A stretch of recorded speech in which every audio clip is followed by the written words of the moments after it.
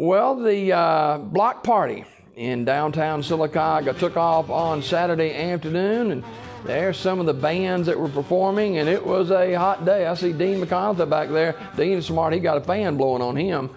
And there's some of the faces, and a number of businesses were open for the event. And there's Cadence Bank, some of the employees there. And when you get out on a Saturday afternoon, and it's kind of warm, that's for sure, but this is the downtown merchants really put this together, and this is the first time they've done it. And there's some face painting right there. And Robert, did you get your face painted? That's a museum sponsoring that event. And so it was a good time.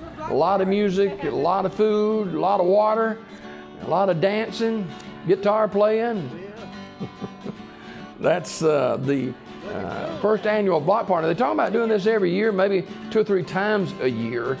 And the skies were good, but it was just hot. But there's plenty of water, plenty of snow biz set up right here by the TV station on Saturday. But that young man right there, he's not worried about anything. He got some moving parts. That's the block party held in Sylacauga, Alabama, and a number of the businesses.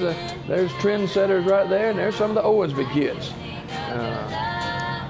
Lane and the 2 sisters, and I don't see Mama and Daddy there anyway, but they were all, both the girls, they do hair there at Trendsetters, and so they were picking and grinning.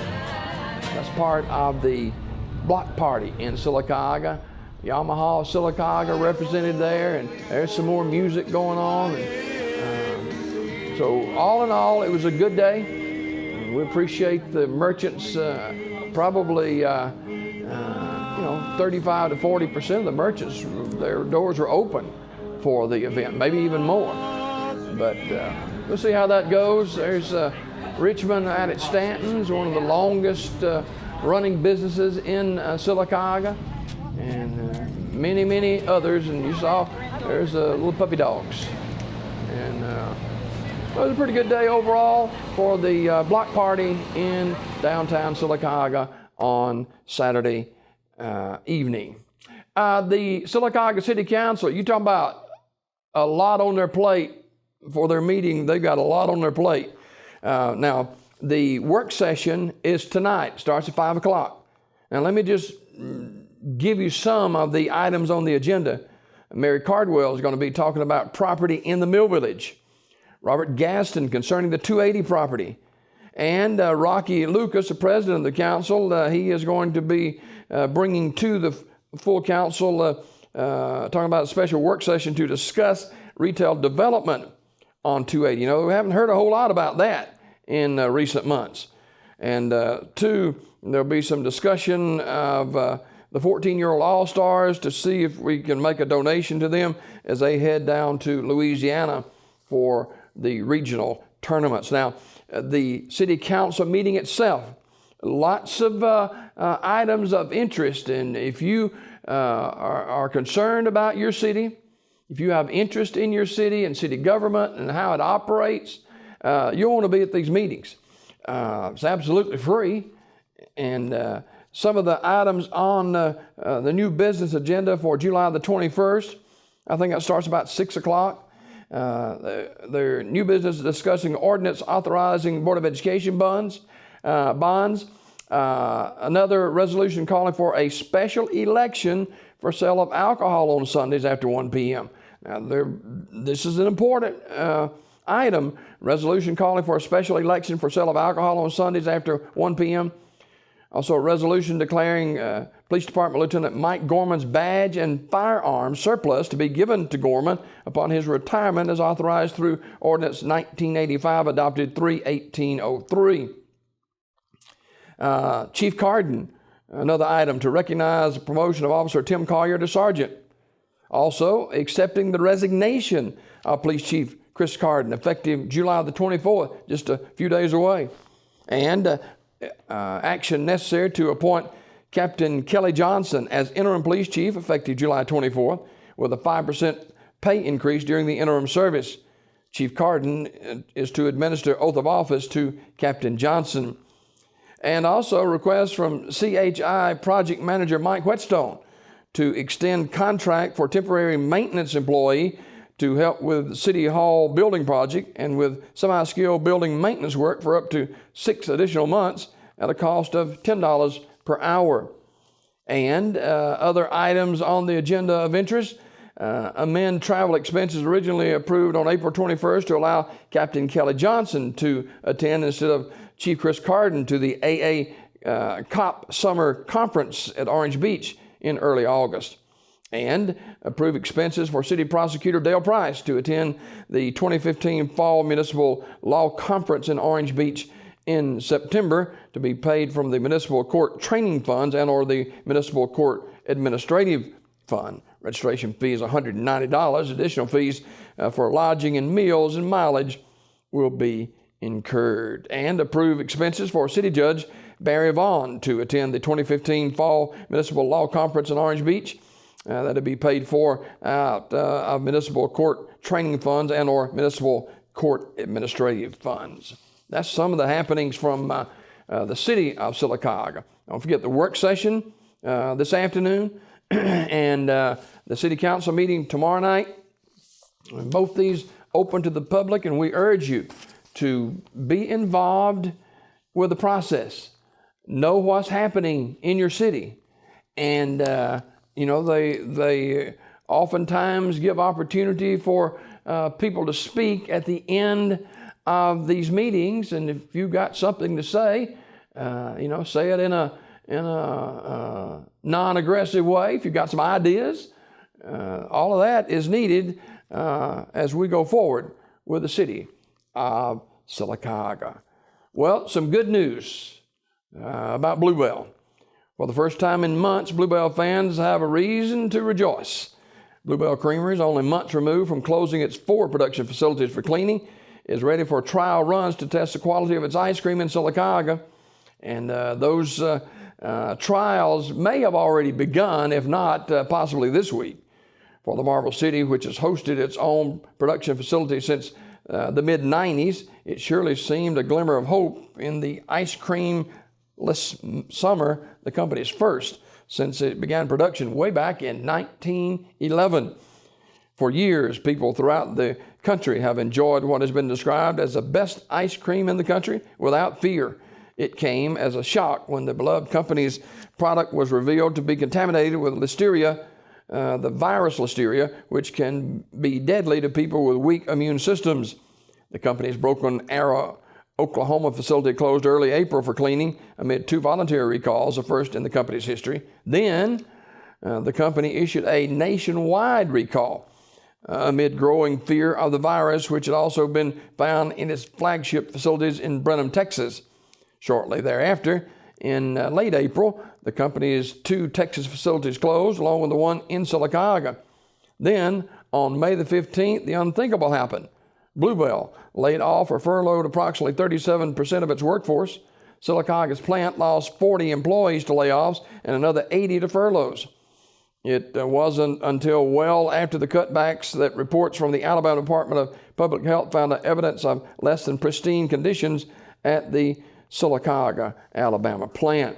Now, Bluebell spokesperson Jenny Van Dorf said that even with successful trial runs, it will likely be some time before ice cream is returned to the shelves. Even then, the company will only be able to commit to bringing back furloughed workers in phases.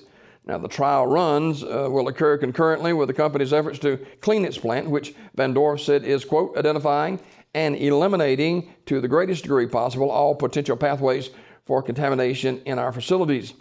Now, the trial run has generated a lot of excitement among Bluebell fans, and some people have acknowledged it may take some time for the company to earn back its trust among customers. One of those is Sylacauga Chamber of Commerce President Mike Landers. Though Landers characterized Bluebell's potential return as a boon for the city, the company is Sylacauga's second largest employer right behind Coosa Valley Medical Center.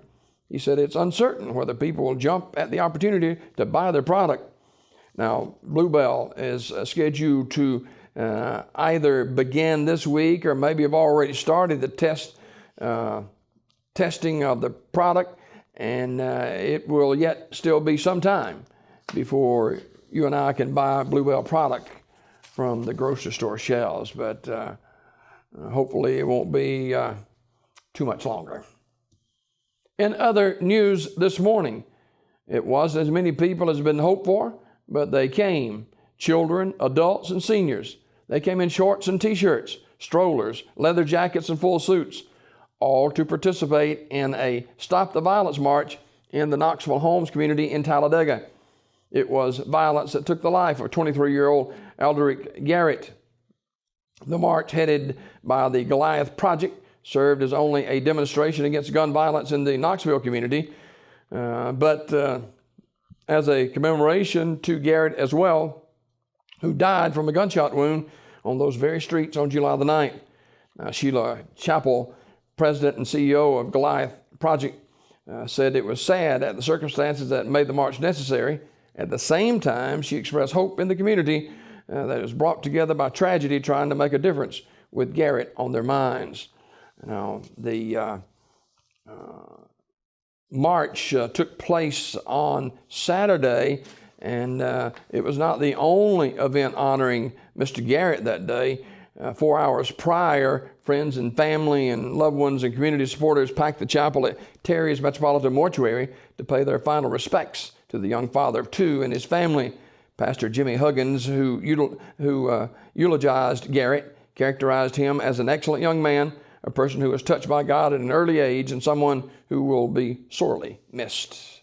And Garrett's father, Marshall Pope, who is a poet and writes poems, recited a poem at his son's service. He said this, quote, "I'm not supposed to bury you," he said. "You're supposed to bury me. I can still hear your voice saying, quote, 'Thank you, Pops. Thank you for being there. I miss your smile, your laugh, and your joy.'" Unemployment has risen in Talladega and St. Clair counties in June, while the statewide rate held steady. Talladega's preliminary June rate, 7.2%. That's up from May's revised rate of 6.6%, but below the June 2014 revised rate of 8.4%. Now, in June, wage and salary employment was 1,878 and 200 wage and salary employment, $1,878,200. Wage and salary employment decreased in June by 1,900. Now, all of Alabama's 67 counties have lower unemployment rates than those of a year ago.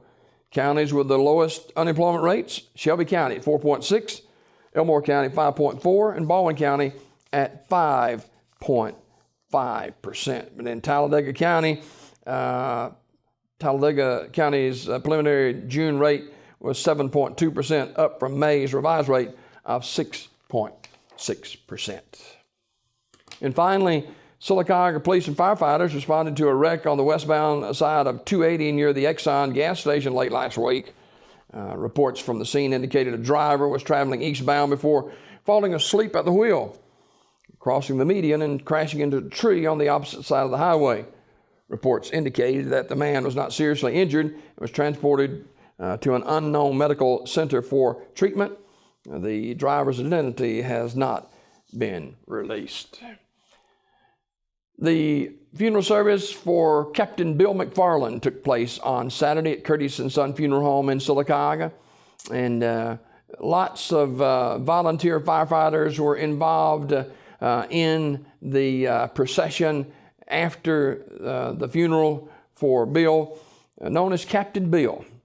Bill was a friend to many, and he was laid to rest on Saturday afternoon at Macedonia Cemetery right off Highway 280 there at Highway 41, and saw a lot of people at the chapel paying their final respects to Captain Bill McFarland of the Oak Grove Volunteer Fire Department.